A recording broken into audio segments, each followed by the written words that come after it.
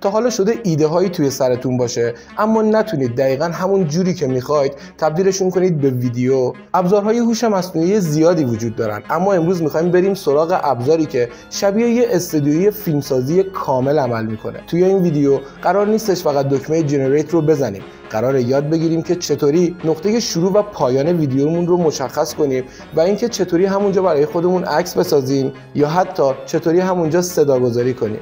این ویدیو آموزش جامع پلتفرم هایلو ای آی، اونم نسخه جدیدشه. اگه دوست دارید که سطح ویدیوهای هوش مصنوعیتون رو 10 پله بالاتر ببرید، تا آخر این ویدیو همراه من باشید. همه چیز از یه آدرس شروع میشه. توی مرورگر بالاتون تایپ کنید hailuai.video یا اینکه توی لینکی که توی کپشن براتون گذاشتم کلیک کنید تا این صفحه براتون باز بشه. از این پایین سمت چپ ساین رو می‌بینید. با کلیک کردن روی این گزینه میتونیم خیلی راحت و بدون دردسر با استفاده از جیمیلمون توی این سایت عضو بشیم. اینجا روی کانتینیو وید گوگل کلیک میکنم و به همین راحتی اکانتمون ساخته شد. الان همونطوری که می‌بینید توی این قسمت تعداد کردیتی که برای بار اول وارد میشید رو دارید. شما موقعی که اولین بار وارد میشید 200 تا کردیت بهتون به صورت رایگان میده که میتونید ازش استفاده بکنید. این صفحه اصلی سایته. این بالا 3 تا بخش مختلف داریم که هر 3 تاشو با هم دیگه یاد میگیریم، ولی الان اول با کرییت ویدیو کار داریم. ساده ترین روش تبدیل متن به ویدیوه، اما راز ماجرا توی قسمت پرامپتشه. فرض کنید که میخواید یه ویدیو از یه گربه بسازید. اگه فقط بنویسید اکت، خب هوش مصنوعی گیج میشه. گربه چیه؟ چه رنگیه؟ کجاست؟ داره چیکار میکنه؟ پس بیایید حتما به این نکات تو نوشتن پرامپتمون دقت کنیم. اول از همه سابجکت رو مشخص کنیم. یعنی چی؟ یعنی بگیم که موضوع اصلی چیه. مثلا یه گرگ کریستالی شفاف، به این میگن سابجکت. بعد از اون اکشن یا همون اتفاقی که قراره اون تو اتفاق بیفته رو بنویسیم. مثلا دویدن توی جنگل تاریک. و از همه مهمتر بخش لایتینگ یا همون نورپردازیه و باید حال و هوای نورپردازیمون رو هم بهش بگیم. مثلا میخوام اینجا بازتاب نور ماهو داشته باشیم و تو قسمت آخر هم باید استایل ویدیومون رو مشخص کنیم که میخوایم چطوری باشه. برای این مثال من میخوام استایل سینمایی و بازتاب نور رو داشته باشم. چرا؟ چون که میخوام اون کریستاله خودش رو خیلی خوب نشون بده. بریم پرامپت رو توی سیستمم بهتون نشون بدم. این کادریه که میتونیم توش پرامپتمون رو بنویسیم و از اینجا هم استارت فریم و اند فریم رو میتونیم داشته باشیم که تو ادامه ویدیو بهتون دقیقاً توضیحش میدم. از این قسمت میتونید مدل‌های مختلفتون رو انتخاب کنید. همونطور که میبینید مدل‌های مختلفی داره. اینا فقط تو حالتی که اشتراک داشته باشید میتونید استفاده کنید، ولی تو حالت رایگانش میتونید از این 3 مدل تست بگیرید و ویدیوهاتون رو با این 3 مدل درست کنید. خب به خاطر اینکه با هم دیگه یکسان باشیم، منم الان از هایلو 2.3 استفاده میکنم که جدیدترین مدل این هوش مصنوعی هم هستش. خب روی این مدل کلیک میکنم تا مدل برام انتخاب بشه. حالا قسمت‌های دیگه اینجا میتونید شما سایز تصویرتون و ثانیه‌اش رو درست کنید که بازم اگر شما اشتراک ماهیانه‌اش رو نداشته باشید 1080 و 10 ثانیه‌اش براتون قفله. همونطوری که می‌بینید 10 ثانیه برای اشتراک‌های استاندارد هم قفله و فقط توی پریمیوم باز میشه. خب این بخش هم با هم دیگه یاد گرفتیم، رزولوشن رو فهمیدیم، ثانیه رو فهمیدیم. حالا بریم ببینیم که قیمت‌ها چجوریه. من اینجا روی این گزینه آپگرید کلیک می‌کنم تا لیست قیمت‌ها برام بیادش بالا. نگاه کنید شما چند تا مدل مختلف دارید. حالت رایگان که همون اول 200 تا بهتون میده و یک بار بیشتر این امکان رو ندارید و با ماهی $7 میتونید 1000 تا کردیت داشته باشید و همینطور که میبینید مبلغا و کردیت ها رو همینجا میتونید مشاهده کنید و هر کدوم که مناسب کارتون بود انتخاب کنید و پروژهتون رو تکمیل کنید. خب الان من اینجا روی زبدر میزنم. برگردیم به همون صفحه اصلی خودمون. ببینید من الان اینجا استارت فریم نمیخوام هیچی بهش بدم، اند فریم هم نمیخوام بهش بدم و قرارمون هم این شدش که یه پرامپت ساده و گیج کننده ننویسیم. پس من یه پرامپت رو از قبل آماده کردم که الان بهتون توضیح میدم. ببینید ما سابجکتمون قشنگ مشخصه که چیه. اینجا کریستال ولف رو داریم. حالا اکشنمون هم مشخصه که دویدنه. پس توی این قسمت هم اومدم نورپردازیمو براش مشخص کردم و اینجا توی استایلم هم براش مشخص کردم که شکست نور داشته باشه و سینمایی باشه. همونطور که میبینید اینجا 25 تا داره از من کردیت میگیره. اگه اینجا روی کرییت کلیک کنم 25 تا کردیت از این مجموعه کردیت من کم میکنه. الان رو دکمه کرییت کلیک میکنم تا ببینیم چه ویدیویی رو برامون میسازه. تو این قسمت شروع کرد ویدیومون رو برامون آماده بکنه. خب ویدیومون رو برامون اینجا آماده کرد، روش کلیک میکنم که بزرگ شه تا بتونیم راحت ببینیمش. شکست نور رو نگاه کنید چقدر طبیعی و خوب تونسته در بیاره. این یکی از نقاط واقعا قوی هایلوه که میتونیم روش خیلی اعتماد داشته باشیم. به عمق تصویر دقت کنید، نگاه کنید چه عمقی داره، قشنگ انگار تصویر 3Dه، یه حالت خیلی خاصی داره. من واقعا از هایلو خوشم میادش. حالا اگه میخواید ویدیوتون رو دانلود کنید کافیه بیاد روی این آیکون موستون رو نگه دارید تا این قسمت برامون باز شه. حالتی که اشتراک نداشته باشید باید با واترمارک دانلودش کنید، ولی تو حالت اشتراکی میتونید بدون واترمارک هم اون ویدیو رو دانلود کنید. تو این قسمت بالا هم میبینید که پرامپتمون رو نوشته و میتونیم مستقیم این پرامپتمون رو کپی کنیم و اگر جای دیگه نیاز بود ازش استفاده کنیم. و این پایین هم مشخصاتی که اون ویدیو رو برامون درست کرده رو اومده در واقع برامون درست کرده. اینجا تو این قسمت ریکرییت اگه من روی این گزینه کلیک کنم مجدد میاد دوباره یه تصویر دیگه رو با همین پرامپت برای من خلقش میکنه. خب این سمت چپ بالا روی این دکمه کلیک میکنم تا بگردم یه مرحله عقب‌تر. حالا اینجا برمیگردم داخل هوم تا بریم با هم دیگه یه عکس هم درست بکنیم. خب همونطور که میبینید این بالا کریت ایمیج رو داره. من موقعی که روش کلیک کنم اینجا برای من مشخصات و اون قسمت‌های عکس میاد و باز میشه. خب این بخش کریت ایمیج کجا به کارمون میاد؟ یه موقع شما اصلا فقط نیاز دارید که یه عکس تنها درست کنید که خب میتونید خیلی راحت از اینجا استفاده کنید. یه موقع هم هست شما نیاز دارید یه ویدیویی درست کنید، یه ایده‌ای تو ذهنتونه که نیاز دارید قبل از اینکه تبدیل به ویدیو بشه عکسش رو نگاه کنید و اون رو تایید کنید. خیلی راحت میتونید پرامپتتون رو اینجا بنویسید. الان من نوشتم که یه فضانورد میخوام که توی گندمزار در واقع وایستاده و نورپردازیش هم گفتم که میخوام سانست باشه و اینکه یه کلاه فضانوردی که رفلکس در واقع اون خورشید هم توش هستش وجود داشته باشه و عکسم هم واقع گرایانه باشه با دیتیل بالا. الان اینجا شما اگه عکس رفرنس داشته باشید میتونید اون عکس رفرنستون رو مثلا عکس فضانوردتون رو به عنوان رفرنس اینجا بدید، یا اگر مثل من هیچ عکس رفرنسی ندارید و میخواید از اول بسازید دیگه نیازی نیست اینجا هیچی وارد کنید. تو این قسمت هم میتونید مدل‌های مختلف رو ببینید که میتونید از نانو بنانای پرو و ایمیج 01 استفاده بکنید. تو این قسمت هم شما میتونید که در واقع رزولوشنتون رو درست کنید که از 1K تا 4K هم میبینید که اینجا میتونید اون رو انتخاب کنید و از این قسمت هم میتونید که در واقع سایز اون عکستون رو انتخاب کنید. من الان میذارم رو حالت 16:9 بمونه، کیفیت هم میذارم روی 4K بمونه. الان اینجا کافیه که اینجا روی جنریت کلیک کنم و منتظر بمونم که عکسم درست بشه. تا این داره عکسمون رو درست میکنه اینجا هم یه توضیح بهتون بدم. نگاه کنید اینجا شما میتونید با زیاد کردن این در واقع تعداد عکسی که براتون خلق میکنه رو بهش دارید مشخص میکنید که چند تا عکس میخواید باشه که بیشتر از 3 تا هم نمیذاره انتخاب کنید. من دوست داشتم همون یه دونه باشه و گذاشتم روی یک موندش. همونطور که میبینید اینجا عکس اومد برای من درست کرد. من روش کلیک میکنم تا بزرگ شه. نگاه کنید خیلی جذاب و طبیعی و خوب اومد این کارو برای من انجام دادش. الان من دیگه استارت فریم ویدیومو دارم و میتونم که خیلی راحت از اون استفاده بکنم. اینجا نگاه کنید با زدن این دکمه میتونید این رو به عنوان رفرنس قرار بدید و یک عکس دیگه باش درست کنید، یا اینکه اینجا مستقیم میتونید تبدیلش کنید به ویدیو. از این قسمت هم ریکرییت که بزنید یک عکس دیگه با همین پرامپت درست میکنه و با زدن این آیکون هم میتونید خیلی راحت اونو دانلودش بکنید. با اینم که میتونید شیرش بکنید. من الان میخوام کاری که بکنم اینو تبدیل میخوام بکنم به یه ویدیو، پس خیلی راحت میام اونجا روی این دکمه ویدیو کلیک میکنم تا منو وارد بخش ویدیوم بکنه. همینطوری که میبینید اومدش اون عکس رو برای استارت فریم من اینجا قرار دادش و اینجا آماده است که من پرامپت رو براش بنویسم. منم میخوام که دوربین دور این فضانورد بچرخه در واقع و به صورت اوربیت حرکت کنه.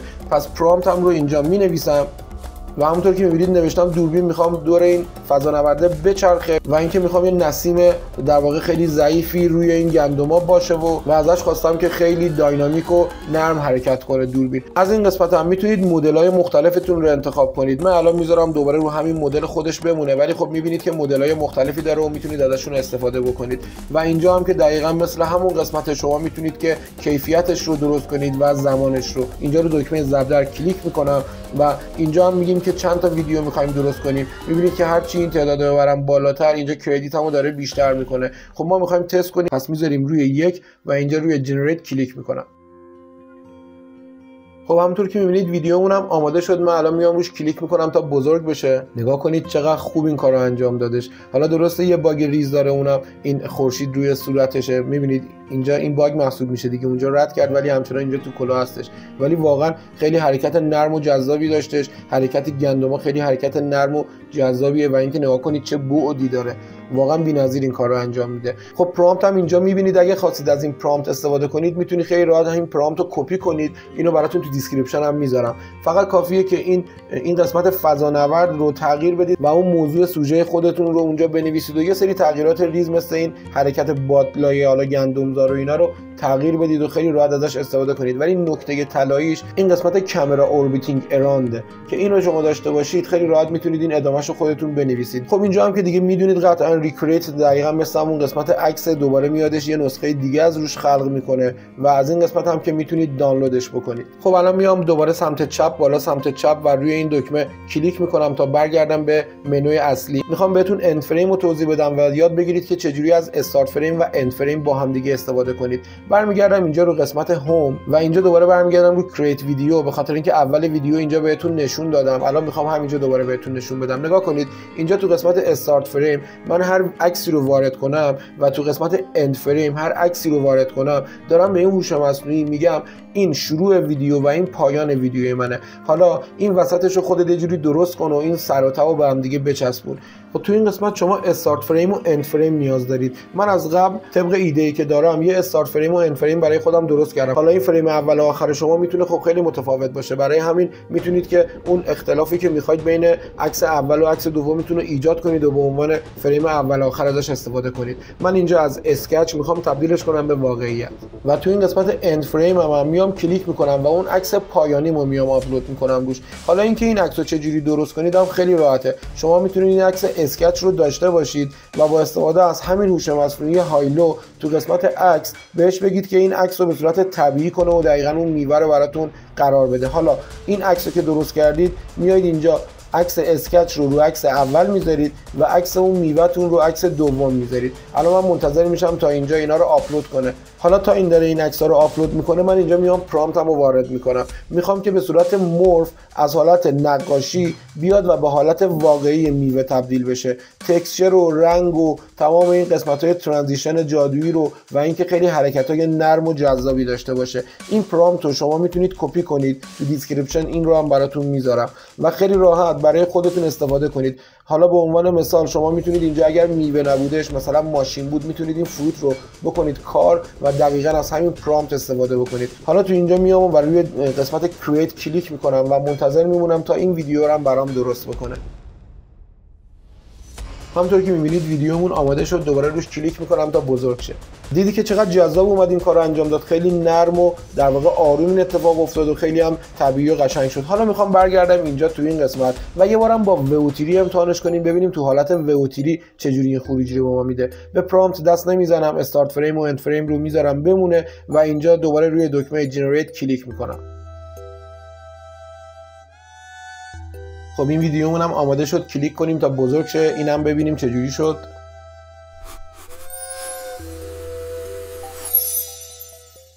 و اینم از ویدیو ووتیری و میبینید که چه فرقی بودش موقعی که شما با هایلو درست کردید و موقعی که با ووتیری درست کردید. خیلی راحت با یه مدل دیگه همون ایده‌تون رو تست کرده باشید و تا اون که بهترین جواب دادهش رو ازش استفاده بکنید. خب یه بخش دیگه میمونه، اونم بخش آدیوه. بری با هم دیگه این بخش هم یاد بگیریم.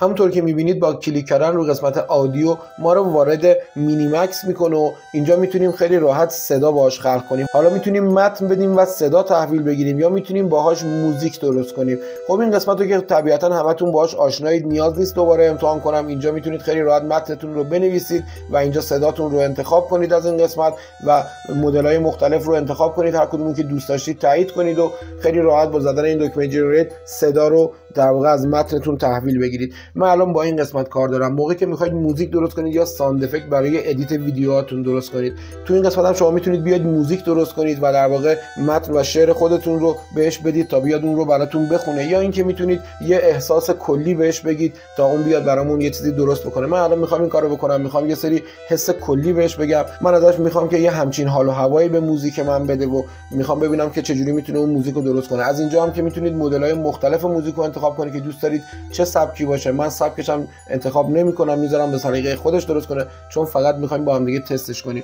مدلی هم که داره تنها مدلش همین مدل موزیک 2 خودشه. فقط کافیه اینجا رو دکمه جنریت کلیک کنم و همینطور که میبینید میاره منو تو این قسمت اصلی. اینجا دقیقا همون چیزیه که ازش خواسته بودم و اینجا میتونم خیلی راحت روی این دکمه کرییت کلیک کنم و 300 تا کردیت میگیره. تو حالت اول که وارد میشید 10,000 تا کردیت بهتون میده. این 10,000 تا رو فرقی نمیکنه اکانت رایگان در واقع هایلو رو داشته باشید یا اکانت پولیشو، به هر حال 10,000 تا بهتون اینجا کردیت میده.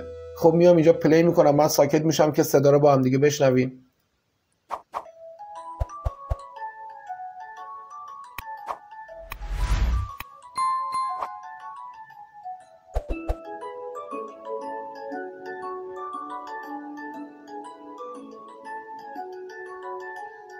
Quiet moments pass me by, looking up at an empty sky. Then a whisper in the breeze, something stirring through the trees. A gentle hum, a soft surprise, reflected in my widened eyes. Oh, a spark in the air takes flight, turning shadows into light, a shimmering. خب همونطور که دیدید اینجا موزیک رو برای ما اومد درست کرد و من چیز خاصی هم ننوشتم. میتونستیم اینجا براش متن بنویسید، میتونید شما براش شعر بنویسید بذارید تا براتون بخونه. من فقط میخواستم تستش کنم ببینم چه کیفیتی داره که خب خداییش هم کیفیت خیلی خوبی رو در واقع داشتش. میتونید شما مدل‌های مختلف رو اینجا امتحان کنید. حتی از اینجا ببینید رو لایریکس که بزنید میتونید اینجا متن شعر خودتون هم براش بنویسید تا دقیقاً همون شعر رو براتون بخونه. پس از این قسمت بالا حال و هوا و فضای موزیک رو بهش مشخص میکنید. این قسمت هم که متن رو بهش میدید و خیلی راحت میزنید تا براتون موزیک خودتون رو بسازه. بیایید فرض کنیم شما یه شغل ثابت دارید مثل بوتیک لباس فروشی یا هر شغل دیگه‌ای و میخواید هر روز یه ویدیوی تبلیغاتی بسازید و اون رو توی شبکه‌های اجتماعیتون منتشر کنید، اما حوصله ندارید که دونه دونه پرامپت بنویسید، عکسش رو بسازید و تبدیل به ویدیوش کنید، صداگذاری کنید یا هر چیز دیگه‌ای. میتونید این کار رو خیلی راحت با هوش مصنوعی بکنید، اونم با استفاده از عکس محصول خودتون و حتی از اون بهتر دقیقاً با چهره مدل خودتون هم میتونید این کار رو انجام بدید. اینجاست که یه ابزار قدرتمند به اسم ایجنت نیاز دارید که خب خبر خوشم اینه که شما توی هایلو یه ایجنت همه چیز تموم دارید که از 0 تا 100 کار رو خودش تنهایی براتون انجام میده. بریم توی سیستم بهتون نشون بدم. توی این قسمت ایجنت موقعی که روی این قسمت کلیک میکنم این صفحه براتون باز میشه. خوش اومدید به ایجنت هایلو. تو این قسمت شما میتونید خیلی از کارا رو به صورت اتوماتیک انجام بدید و در واقع خیلی کار کردن رو براتون راحت میکنه، چون همه کار رو میتونید تو همین قسمت با هم دیگه انجام بدید. 3 تا بخش اصلی داره که الان 3 تاشو براتون معرفی میکنم. تو این قسمت بچ ایمیج کریشن شما میتونید بهش چند تا عکس مختلف بدید، مثلا 6 تا عکس بدید، 10 تا عکس بدید، 3 تا عکس بدید و ازش بخواید که اون عکس‌ها رو با هم دیگه یه عکس واحد بکنه. من الان روش کلیک میکنم تا اون صفحهش برام باز شه. نگاه کنید، اینو براتون بزرگ کردم که راحت ببینید. نگاه کنید، شما میتونید یه دونه عکس بهش بدید و ازش بخواید که اون عکس رو از نماهای مختلف یا حتی با تغییر نورپردازی و تغییرهای ظاهری مختلف اون عکس رو براتون دوباره درست بکنه. حالا تو این قسمت بغلش هم همه این کارا رو شما میتونید تو این قسمت انجام بدید. تو این قسمت هم مثلا میتونید چند تا چیز مختلف بهش بدید. مثلا اینجا کلاه داده، عکس این خانومه رو داده و این دستکش بوکس رو داده و عکس این مجسمه رو و خواسته ازش که همه اینا رو تو یه عکس ترکیب کنه و میبینید که این عکس رو اومده براشون درست کرده. شما هم میتونید همین کارو بکنید. عکس لباس و شلوار و کفشتون رو بدید و مدلتون رو ازش بخواید که براتون عکس درست کنه و روزانه خودش اتوماتیکوار تو پیج اینستاگرامتون براتون پخشش بکنه. یا اینکه میتونید از استایل یک عکس مشخص استفاده کنید و چیزایی که خودتون مد نظرتونه رو توی اون استایل برای خودتون درست بکنید. تو این قسمت خیلی کار میشه کرد. نگاه کنید، اینجا جاییه که شما پرامپتتون رو مینویسید یا حتی میتونید باهاش مشورت کنید، ازش نظر بگیرید و باهاش صحبت کنید. تو این قسمت میتونید که عکستون، ویدیوتون یا حتی صداتون رو آپلود بکنید که تغییراتی رو روش بدید. از این قسمت هم شما میتونید مدل‌های مختلفتون رو انتخاب کنید، چه ویدیو باشه، چه عکس باشه و چه صدا باشه. میبینید که مدل‌های مختلفی داره و میتونید از اونها استفاده بکنید. یا میتونید اینجا دکمه اتو رو روشن بذارید بمونه تا خودش بهترینش رو برای شما انتخاب کنه و براتون با همون کار رو انجام بده. الان به عنوان مثال من به این میام یه عکس میدم، مثلا میام این عکسمو انتخاب میکنم و آپلودش میکنم تا اونجا قرار بگیره و اینجا براش مینویسم که فارسی هم متوجه میشه، میتونید فارسی براش تایپ بکنید. اینجا براش مینویسم که 5 نمای دیگه از این عکس رو درست کن. حالا منتظر میمونم تا عکسمون آپلود شه و روی این دکمه کلیک کنم تا این کار رو برام انجام بده. میبینید الان آپلود انجام شدش و اینجا میتونم روی این دکمه کلیک بکنم و منتظر میمونم که اون عکس‌ها رو برام درست بکنه.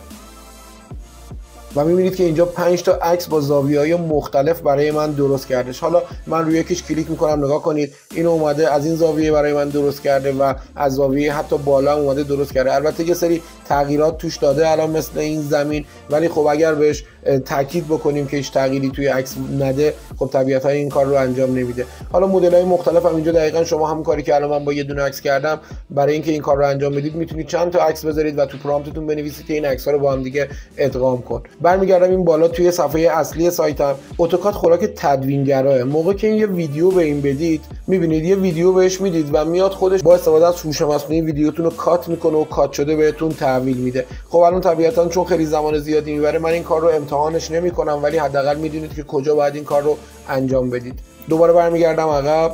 حالا میرسیم به این آل این وان کریتیو. ببین همه چی این تو انجام میشه. تو این قسمت آل این وان شما میتونید ازش بخواید که یه در واقع ویدیو خیلی جذاب براتون درست کنه و همه کارا رو خودش بکنه. مثلا بیاد اول عکس رو براتون درست بکنه، بعد همون عکس رو بیاد تبدیل به ویدیو کنه، برای اون ویدیو بیاد صدا گذاری بکنه. همه کارا 0 تا 100 رو میتونید با این کار انجام بدید و خیلی راحت با وصل کردنش به ایجنت خودتون میتونید از این بخش بهترین استفاده رو بکنید. خب بیاید فرض کنیم که شما الان میخواید یه دونه در واقع تیزر تبلیغاتی برای یه فیلم سینمایی ترسناک درست کنید و حوصله ندارید که دونه دونه بشینید براش پرامپت بنویسید و عکساشو درست کنید و عکس‌ها رو به ویدیو تبدیل کنید و ادیت کنید و خلاصه تمام این کارا. یادتون باشه که اینجا میتونید خیلی راحت به زبان فارسی هم براش بنویسید. الان به عنوان مثال من این پرامپت رو دادم و ازش میخوام که یه اینترو در واقع سینمایی کوتاه برای من درست کنه در مورد یه فیلم ترسناکی که بیسش توی بیمارستان متروک است و ازش خواستم که فضا تاریک باشه و اینکه از صداگذاری ترسناک هم برام استفاده کنه. همونطور که میبینید روی این دکمه که کلیک میکنم بلافاصله شروع میکنه اونجا اون کار رو برای من انجام دادن. تو مرحله اول میبینید که داره برای من عکس رو درست میکنه. الان منتظر میمونم تا عکس تموم شه.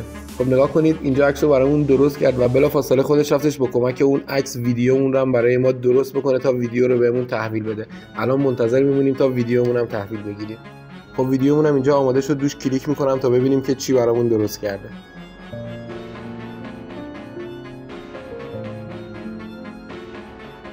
دیدید ما از یه صفحه خالی شروع کردیم، ثبت نام کردیم، با محیط آشنا شدیم، ویدیو ساختیم و حتی صداگذاری هم کردیم. هایلو ای آی یه ابزاره که اگر واقعا بهش مسلط بشید نتایج سینمایی بهتون میده. اما تمرین جذاب شما چی میتونه باشه؟ همین الان برید و از تکنیک استارت فریم و اند فریم استفاده کنید و عکس بچگیتون رو توی استارت فریم و عکس الانتون رو توی اند فریم آپلود کنید و نتیجهش رو ببینید و لذت ببرید. اگه از این سبک ویدیوها خوشتون اومده و میخواید ویدیوهای بیشتری براتون درست کنم، حتما این ویدیو رو لایک کنید و تو قسمت کامنت هم نظرتون رو در مورد این ویدیو برام بنویسید و حتما بهم بگید که دوست دارید ویدیوی بعدی توی چه موضوعی باشه و چه ویدیویی رو براتون درست کنم.